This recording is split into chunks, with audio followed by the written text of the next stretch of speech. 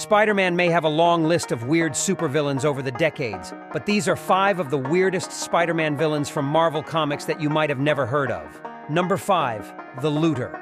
Norton G. Fester was a scientist who discovered a meteor that landed on Earth.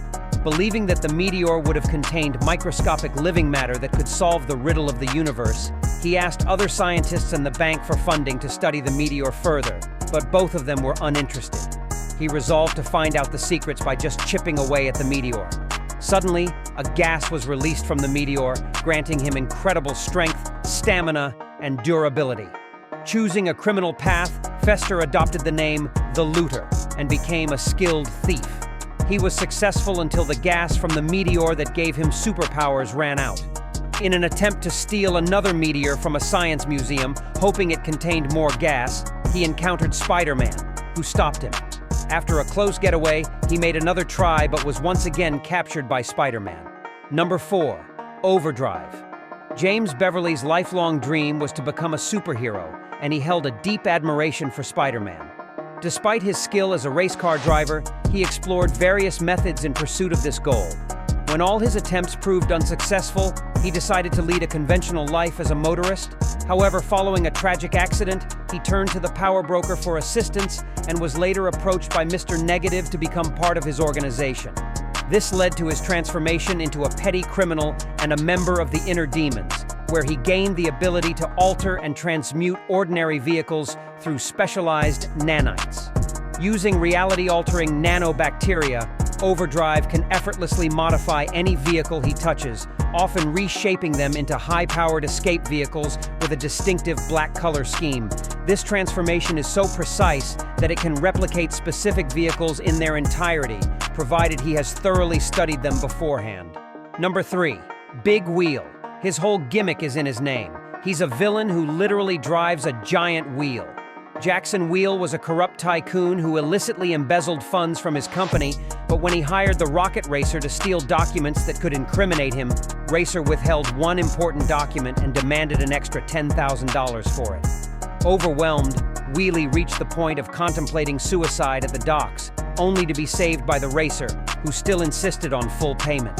In a surprising twist, the Racer proposed that he could relentlessly pursue him until the debt was settled, as he is equipped with a high-tech skateboard crafted by the Tinkerer. This mention of the Tinkerer sparked an idea in Wheel's mind.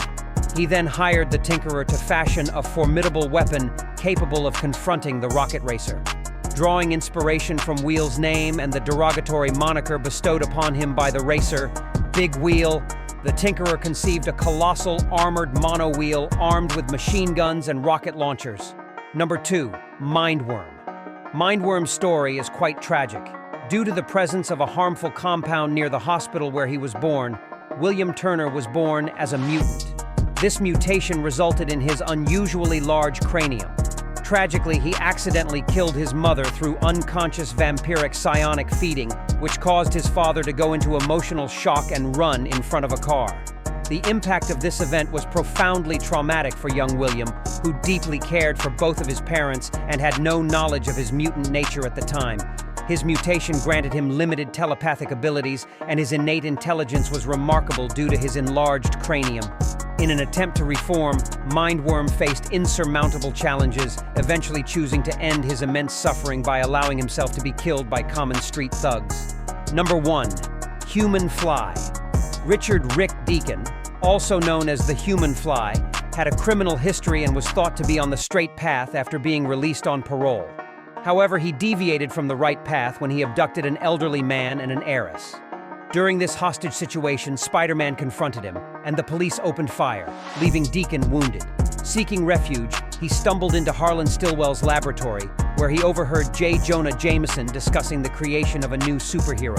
Deacon coerced Stillwell into saving his life and granting him superhuman abilities. Stillwell modified Deacon's genetics to that of a housefly, transforming him into the Fly.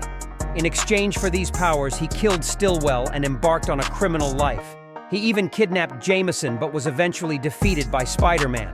Over time, Deacon's connection to his humanity waned, and he started behaving like an actual fly, even resorting to eating garbage in an alley. He blamed Spider-Man and J. Jonah Jameson for his loss of humanity and plotted their demise, but was thwarted by Spider-Man and the Black Cat.